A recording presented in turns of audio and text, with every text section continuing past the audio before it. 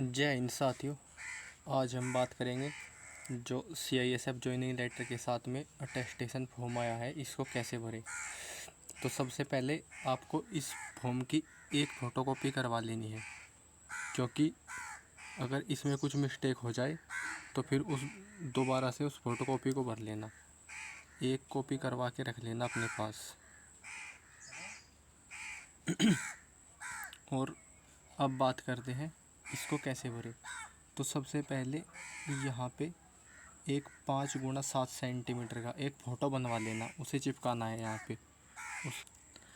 उसके बाद यहाँ पे अपना 1 नंबर पॉइंट में यहाँ पे आपको अपना नाम लिखना है। यहाँ पे जैसे मेरा नाम अक्षय कुमार है तो यहाँ पे अक्षय और यहाँ पे कुमार, ये सब कैपिटल लेटर में भरना है।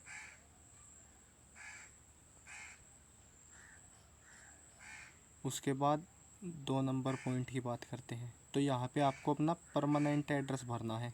इसके आगे यहाँ पे जैसे विलेज प्लस थाना प्लस पोस्ट डिस्ट्रिक्ट, और अगर आपको अपना हाउस नंबर पता है तो वो भी भर देना। अगर नहीं पता है फिर भी कोई दिक्कत नहीं, फिर यहाँ पे स्टेट भर देना, अपना स्टेट का नाम लिख देना। और अब बात करते हैं 3 नंबर पॉइंट की। यहाँ पे आपको अपना होम एड्रेस लिखना है। होम एड्रेस में आपका जो एड्रेस डोमिसाइल में है वही भरना है, जैसे विलेज, पोस्ट, थाना, डिस्ट्रिक्ट और स्टेट, जो आपका डोमिसाइल में है। उसके बाद ये बी पॉइंट, ये आपको खाली छोड़ देना है, ये आपके लिए नहीं है। और अब बात करते हैं 4 नंबर पॉइंट की। तो यहाँ पे आपको अपना आधार कार्ड नंबर लिखना है, जैसे आपका आधार नंबर जो भी हो उसको यहाँ पे भर देना है। और 5 नंबर पॉइंट में यहाँ पे आपको अपना पैन कार्ड नंबर अगर हो तो भर देना, अगर नहीं है तो अभी से खाली छोड़ देना। अब बनवा लेना, क्योंकि वैसे भी ज़रूरत पड़ेगी वहाँ सैलरी के टाइम पे, तो इसलिए पैन कार्ड जब बन जाए तो यहाँ पे अपना पैन नंबर भर देना है। और अब बात करते हैं 6 नंबर पॉइंट की। यहाँ पे आपको अपनी नेशनलिटी, जैसे इंडियन। और 7 नंबर पॉइंट की बात करते हैं, ए के आगे यहाँ पे डेट ऑफ बर्थ, आपकी जो भी डेट ऑफ बर्थ हो, जैसे 1/7/2001, जैसे जो भी हो वो भर देना। यहाँ पे आपकी परसेंटेज, यानी आपकी उम्र कितनी है फ़िलहाल, 22 साल, 30 साल, 24 साल, जो भी हो वो भर देना।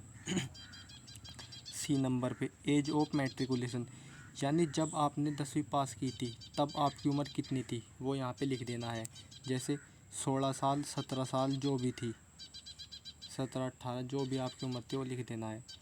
अब 8 नंबर की बात करते हैं। यहाँ पे ए, आपको यहाँ पे अपना जन्म स्थान भरना है, तो उसमें कोशिश ये करना कि जो आपका होम एड्रेस है वही भरना है, तो वही भर देना, अपना विलेज, वही डिस्ट्रिक्ट और वही स्टेट यहाँ पे। अब 8वीं के बी की बात करते हैं। तो आपको यहाँ पे डिस्ट्रिक्ट और स्टेट, यानी आपका जो भी ज़िला है और आपका स्टेट, ये भर देना है। और अब चलते हैं अगले पेज पर, दूसरे पेज के। अब आपको यहाँ पे 8 के सी में यहाँ पे आपको अपने फादर का डिस्ट्रिक्ट और स्टेट लिखना है। और कोशिश यही करना कि जो भी आप एड्रेस लिखो वो अपने डोमिसाइल से मिलता हुआ लिखना चाहिए, क्योंकि तो यहाँ पे डिस्ट्रिक्ट वही भर देना और स्टेट। आपका रिलीजन यहाँ पे जैसे हिंदू, मुस्लिम, जो भी हो कोई, वो भर देना है। अगर आप SC ST या OBC से आते हैं तो यहाँ पे यस करना है, और फिर ऐसे यहाँ पे SC या ST जो भी आप हो या OBC वो लिख देना। फिर अब बात करते हैं 10वें पॉइंट की। तो 10वें पॉइंट में ये आपके लिए नहीं है, तो इसे छोड़ देना है आपको 10वें पॉइंट को, तो क्योंकि ये तो उसके लिए है जो 5 साल बाहर रहा हो इंडिया से, ये उसी का है सब कुछ। उसकी डिटेल्स देनी है। अगर कोई रहा हो तो बाहर यहाँ पे, वो अगर आप नहीं रहे बाहर तो फिर कोई दिक्कत नहीं, सिर्फ खाली छोड़ देना। ये उनके लिए है 10वां पॉइंट, जो 5 साल विदेश में रहे हैं। और अब बात करते हैं 11वें पॉइंट की। तो इसमें आपको सबसे पहले यहाँ पे आपको भर देना है अपना फादर नेम, जो भी आपके फादर का नेम हो वो यहाँ पे आपको भर देना है। उनकी नेशनलिटी जैसे इंडियन, यहाँ पे प्लेस ऑफ बर्थ, जो भी उनका जन्म स्थान हो। यहाँ पे उनका व्यवसाय, जैसे कोई टीचर हो, फार्मर हो, या पुलिस में हो, या जो भी हो, आपको यहाँ पे वो लिख देना है। प्रजेंट एड्रेस लिख देना है अपने पिताजी का, यहाँ पे विलेज, पोस्ट, डिस्ट्रिक्ट और स्टेट। इसी तरीके से परमानेंट होम एड्रेस, ये भी आपको अपने पिताजी का ही लिखना है। अब यहाँ पे आपको अपनी माताजी का नेम लिख देना है, उनकी नेशनलिटी यहाँ पे, और प्लेस ऑफ बर्थ, जहाँ की आपकी मम्मी है, जिस गांव की, उस गांव का यहाँ पे आपको नाम लिख देना है।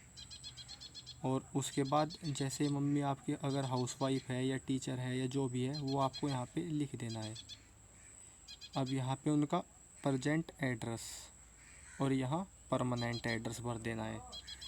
और अगर आपकी शादी हुई है तो यहाँ पे अपनी पत्नी का नेम, उनकी नेशनलिटी, जन्म स्थान, और जैसे मतलब कि अगर वो हाउसवाइफ है या अगर कोई जॉब करती है तो उनको वो लिख देना है यहाँ पे। और परमानेंट एड्रेस, और यहाँ प्रजेंट एड्रेस, और यहाँ परमानेंट एड्रेस। और ये 12वां पॉइंट आपके लिए नहीं है, क्योंकि अगर आपके बच्चे हैं तो इसे भरना होगा, और अगर आपका कोई बच्चा नहीं है फिर इसे खाली छोड़ देना, क्योंकि उन्हीं के लिए है जिनका कोई बच्चा है। हम चलते हैं तीसरे पेज पर। तो इसमें आपको भरना है सबसे पहले, यहाँ पे भरना है आपको सबसे पहले अपने एजुकेशन के बारे में। 13 पॉइंट में आपको यहाँ पे अपनी एजुकेशन के बारे में भरना है। तो यहाँ सबसे पहले अपने 10th के स्कूल का नेम, जो भी आपके 10th के स्कूल का नेम हो वो आपको यहाँ पे भर देना है। यहाँ पे डेट ऑफ एंटरिंग और डेट ऑफ लिविंग, तो आपको यहाँ पे ऐसा करना है, यहाँ पे 10th लिख देना। और जैसे आप मई 2018 में पास हुए हो तो यहाँ पे मई की डेट आपको मार्कशीट में देख लेनी है, ऊपर जो भी होगी, जैसे 15 मई हो या जो भी हो, इस तरीके से। और यहाँ पे डेट ऑफ एंटरिंग में इससे 2 साल पहले की भर देना, जैसे 1/7/2016, इस तरीके से। और आपने 12th किया है तो यहाँ पे 12th के कॉलेज का नेम भरना है। और यहाँ पे उसकी रिज़ल्ट की डेट, जैसे किसी का 20 अप्रैल 2020 को रिज़ल्ट आया था तो यहाँ पे वो भर देना है, और यहाँ पे 12th लिखना है। और यहाँ इससे 2 साल पहले की डेट लिख देना, जैसे 1/7/2018, क्योंकि पहले अधिकतर ऐसे ही होता था, जो एडमिशन डेट होती थी वो 1/7/2018 ही थी, ऐसे ही होता था, जुलाई से ही एडमिशन। और उसके बाद यहाँ पे अगर आपने ग्रेजुएशन किया है तो यहाँ पे अपने ग्रेजुएशन यूनिवर्सिटी का नेम लिख देना है। और यहाँ पे डेट ऑफ रिज़ल्ट, जैसे किसी की 2023 में हुई है तो अपनी मार्कशीट के हिसाब से देख लेना और यहाँ पे रिज़ल्ट की डेट लिख देना। और यहाँ अपने एडमिशन की तारीख, यहाँ पे ग्रेजुएशन में जैसे आपने BCA किया है या BA, जो भी आपने किया है, BSc, वो यहाँ पे आपको लिख देना है। उसके बाद 14 नंबर पॉइंट की बात करते हैं। तो ये उनके लिए है जो एक्स सर्विसमैन है, ये उन्हें भरना है, आपको नहीं भरना, तो इसलिए से छोड़ देंगे। अब बात करते हैं आगे, ये भी आपके लिए नहीं है। तो अब बात करते हैं 15(1) की। तो यहाँ पे आपको नो कर देना है, और अगर आप इनमें से किसी को भी यस करते हो तो उसके लिए मैं आगे बताऊँगा, तो आपको यहाँ पे नो कर देना है। और अगर आप किसी को भी यस करते हो तो उसकी आपको आगे पूरी डिटेल्स देनी पड़ेगी अगले पेज पर, फिर बताता हूँ क्या करना है। तो अब बात करते हैं यहाँ पे, अगर किसी ने ऊपर उनमें से किसी भी पॉइंट पर यस किया है तो आपको यहाँ पे उसकी पूरी डिटेल्स भरनी पड़ेगी यहाँ पे, और उससे रिलेटेड जो भी आपके पास डॉक्यूमेंट्स होंगे ज्वाइनिंग के टाइम पे वो भी आपको लेके जाना पड़ेगा। और अब बात करते हैं 16 पॉइंट की। तो यहाँ पे आपको अपने किसी भी 2 जानकारों के नाम लिखना है और उनका एड्रेस, जैसे आपके अंकल हुए या मोहल्ले पड़ोस का कोई भी हो, उसका यहाँ पे नाम और एड्रेस 2 व्यक्तियों के, और उनके सिग्नेचर भी यहाँ पे करवा लेने हैं। यहाँ से सिग्नेचर करवा लेने हैं दोनों के। यहाँ पे फिर ये फॉर्म अप पूरा हो चुका है। आपको यहाँ पे अपना नेम और डेट, जिस डेट को आपने फॉर्म भरा है, और प्लेस यानी कहाँ भरा है, प्लेस को भी चाहे खाली छोड़ देना, क्योंकि कई बार वो आरटीसी में भरवाते हैं फॉर्म को, तो आप फिर वही एड्रेस डाल देना। डेट भी अभी छोड़ देना कि किस डेट में आपने फॉर्म भरा है। नेम लिख देना और यहाँ पे अपने सिग्नेचर कर देने हैं, जैसे जो भी नेम उस तरीके से। तो अब आपका ये फॉर्म पूरी तरीके से कंप्लीट हो चुका है।